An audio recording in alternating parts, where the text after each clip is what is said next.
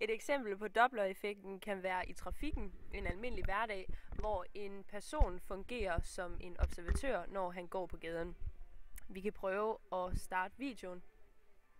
Her ser vi en ambulance kørende med sirene på, og der fungerer lyden altså som lydbølger, hvor vi kan se, at så længe ambulancen nærmer sig den person, observatøren, der bliver tidsintervallerne imellem bølgefronterne mindre. Det vil sige, at personen kan høre lyden stærkere og i en skarpere lyd.